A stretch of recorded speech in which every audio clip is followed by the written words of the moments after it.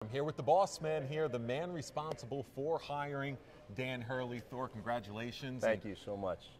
Dan is ecstatic, but I got to imagine you guys as an athletic department have to be thrilled. Oh, absolutely thrilled. You know, when I think about, it's funny, I've sort of been watching Dan for the past year and getting a sense of what he's all about, and then having a chance to first time talk to him on the phone and then spend about 3 hours in a New Jersey diner talking a little bit, and really was just so even more impressed than from afar. And every college basketball fan knows from afar what he's accomplished in 2 short years as a Division I head coach. And we just talked with Dan about what sold him on you and the department. But after you got to know him, what truly sold you on Dan Hurley? You know, when I think about someone that student athlete first, you know, talking about not only developing these young men into men from boys, holding them accountable, teaching them not only basketball and teaching them basketball really well, but teaching them about life. I think all those things are really important. You know, we talked a lot about academics and academic requirements, and I think, you know, one of the areas of interest or focus that I'm really have is to see how these kids can continue to grow. And I think having him as their leader, they're going to grow very quickly, and they're going to have a great time doing it. They're going to see, I think, very quickly how good they can be. In terms of now moving forward and getting back to those days of being a major player right at the top tier in terms of teams in the Atlantic 10, Danny was saying all the pieces are right here. Do you feel that this is just the right fit at the right time? Oh, I do. I think, you know, we have a great foundation of basketball here, starting with this facility and then our student athletes that are still on the team.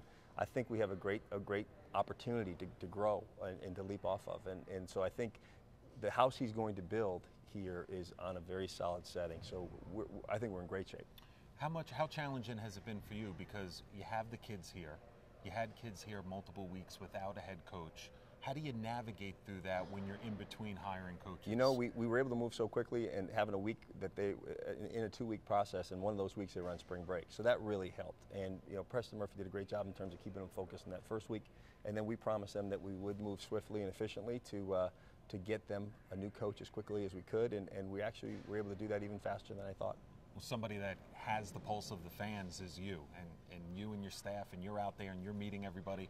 What has the feedback been from the alumni and fans thus far? There's an amazing amount of excitement. I think people are really looking forward to watching us compete next year. They're really looking forward to, you know, people are aware of Dan's success and they're aware of him. I think the book that was written about his dad is probably going to be sold in a whole new wave in Rhode Island now, and so I think that a lot of people are going to be excited to see what he's all about. They've heard so many great stories, and now they get to see it firsthand. One thing I was shocked with is, and you see this in the coaching carousel in Division I all the time, is that you wanted your guy, you went after your guy, and you got your guy. And you do not see that often. Did you think it would be that easy? Well, you know, Dan was the guy we targeted from day one in terms of the top of the list, and you never know how that's going to work out, right, just like you said. So I was thrilled in the fact that once I got to talk to him on the phone the first time, I hung up and said, wow, this guy's special. And I knew he had a great situation. I knew he was one of the things I love about him is how committed he is to his players. Mm-hmm. And I knew that would be a hard thing for him to do. You know, he brought in some great kids at Wagner and did a great job, obviously. And so part of me was thinking, you know, I know he'd love it here. I know he'd have great success here.